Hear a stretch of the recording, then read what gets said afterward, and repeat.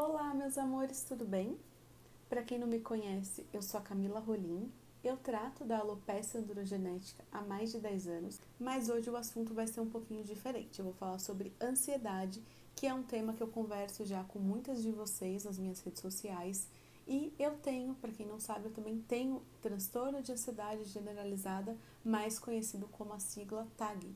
E por eu ter essa doença e ter passado por essa situação, eu quero trazer para vocês como eu descobri que eu tinha, quais são os principais sintomas e contar para vocês também o que eu fiz para tratar essa doença. Eu ainda estou em tratamento, então eu vou contar mais detalhes para vocês. Se o assunto te interessa, vem comigo. Espera aí, calma. Você já se inscreveu no meu canal? Se você não fez, já faz isso agora para não esquecer e fique por dentro de conteúdos incríveis sobre cabelo. Embora eu tenha assim a calvície feminina, a minha ansiedade não está relacionada a essa doença, já que eu trato e já sei que tenho essa doença há mais de 10 anos, mas a minha ansiedade foi desenvolvida somente no ano passado por uma questão de estresse não relacionada ao meu cabelo. Mas eu quis trazer isso aqui para vocês porque eu sei que o nosso cabelo é extremamente importante para a gente, ele é um fator importante para a nossa autoestima, então tem uma relação para algumas pessoas. Então a primeira coisa que eu acho importante detalhar para vocês é como eu descobri que eu tinha esse problema, como eu descobri que eu estava doente e quando eu pedi ajuda. Eu costumo dizer que essa é uma doença silenciosa. Ela acontece de uma forma gradativa, só que é um gradativo lento. Você não começa a sentir tudo ao mesmo tempo. Você vai sentindo alguns sintomas e com o tempo isso vai piorando. Então, o primeiro sintoma que eu senti foi coração acelerado, taquicardia. Então, eu dormia, no meio da noite eu tinha aquela sensação que o meu coração estava vindo na boca, mas eu achava no começo que era sonho. Eu não entendia que aquilo era um fator físico, que era um sintoma que realmente estava acontecendo. E aí, aos poucos, foi piorando e eu percebi que sim, eu cheguei depois de um tempo a acordar, colocava a mão aqui e meu coração estava extremamente acelerado. O segundo sintoma que foi muito forte para mim foi a dor no peito, tá? Quando você tem preocupação excessiva, quando você está passando por um quadro de ansiedade, é normal, por tudo que eu pesquisei, por tudo que eu vivi, que você tenha essa dor no peito. É um aperto, é uma coisa que eu não sei explicar para vocês, só quem passa por isso sabe. É uma dor, um aperto, algo que você acha que está te machucando. Bom, terceiro ponto que eu senti de uma forma bem intensa e foi piorando com o passar do tempo foi a insônia. Sim, eu não conseguia dormir, eu estava sempre com o coração acelerado, pensamentos também a mil e eu não conseguia dormir. E isso foi piorando. Com o tempo, cada vez eu conseguia dormir menos. Acima de tudo também, quem tem a ansiedade tem uma questão que é crucial.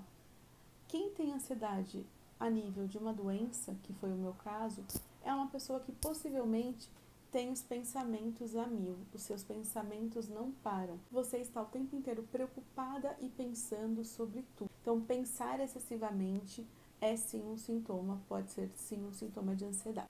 Um outro sintoma que é bem comum e aconteceu de uma forma muito forte comigo é o medo. O medo, ele acontece de uma forma que te paralisa. Não é um medo comum, é um medo muito forte, é um medo que consegue te impedir de realizar alguma coisa.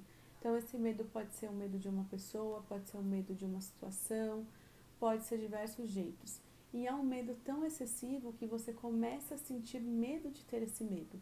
Então, eu tinha medo de determinadas coisas e com o tempo foi piorando, isso vai se agravando até você ficar melhor no seu tratamento. Mas chega um momento que você tem medo de tudo, você tem medo do seu próprio medo, porque você sabe o quanto é ruim sentir aquilo. Então aquele medo é tão forte que você não quer passar por aquilo de novo. E aí começa a te impedir de fazer as coisas, começa a te impedir de sair sozinha, de dirigir se você dirigia. Você realmente começa a ter uma mudança na sua vida por conta de um medo que muitas vezes nem você consegue entender o que é. Outra coisa muito comum que aconteceu comigo e pode estar acontecendo com você é uma tristeza sem explicação. Você geralmente estava alegre, você estava sorrindo e de repente parece que sua vida caiu, desmoronou. E você não sabe exatamente por quê. Mas você se pega chorando, você se olha, você tá triste, você se olha no espelho e não se reconhece mais. Você tá com um semblante triste, você tá com um olhar triste, você tá diferente do que você estava acostumada. Então isso também pode ser um bom indício que você tenha ou ansiedade ou até mesmo a depressão, que também é muito importante, é uma doença que você precisa cuidar e tratar. Bom, eu tenho transtorno de ansiedade generalizada desde o ano passado e realmente é uma situação muito difícil porque no primeiro momento vem aquela negação, algo que a gente pensa que não é real, que a gente está enlouquecendo, que não é verdade, que aquilo não é possível que está acontecendo com você, mas depois você consegue ir assimilando e aí chega esse momento que você vai e pede ajuda, porque começa a ficar no nível que você não aguenta mais. Então, por mais que você fique com vergonha inicialmente, você fique com medo, você fique achando que vão achar que você tá louca, que vão te julgar, chega um momento que isso fica mais forte. E aí é o momento que você pede ajuda.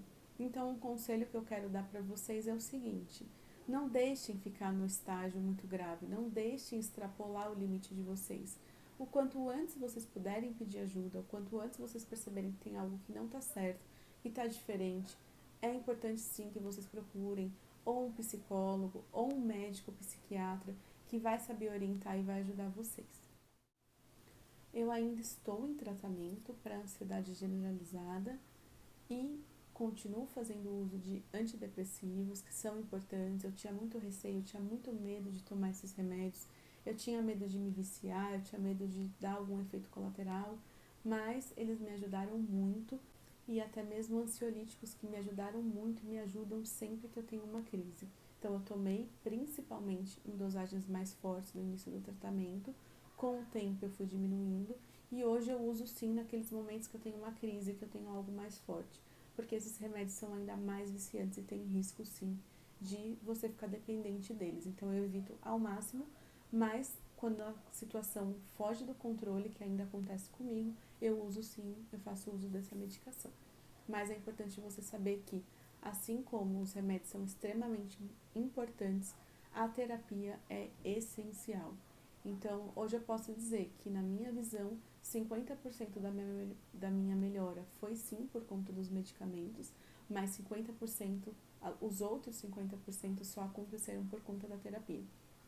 E assim, o que vale destacar também é que quando acontece alguma situação traumática, alguma situação, né, que te gera essa ansiedade inesperadamente, você não quer conversar com ninguém, você não quer contar. Então, até para começar a terapia foi muito difícil para mim e eu recebi bronca de vários médicos porque eu tinha que fazer, eu sabia que eu tinha que fazer, mas eu não estava preparada para falar, eu não queria conversar. Então, é um bloqueio, é uma barreira que vocês vão enfrentar se vocês estiverem passando por isso, mas só depois que eu comecei a terapia foi que eu comecei a assimilar, entender melhor tudo o que estava acontecendo e com certeza o meu progresso, como eu comentei, tem boa parte dessa melhora graças à terapia que eu fiz. Então é muito importante, eu recomendo os dois cenários.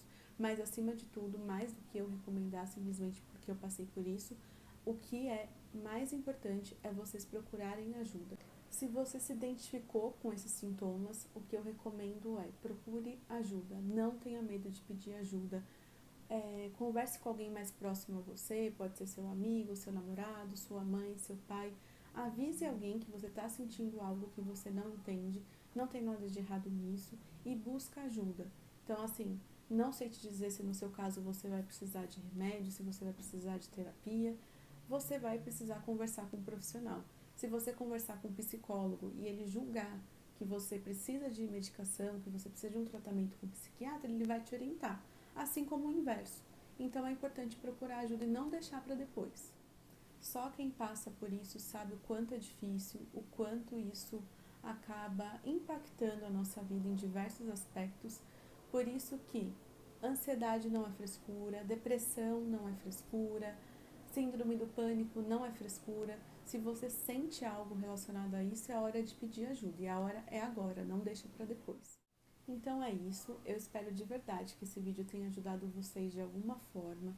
Se ainda assim você ficou na dúvida, fale com um profissional, seja um psicólogo ou seja um médico, que vai poder te orientar melhor, mas não deixa para depois, combinado?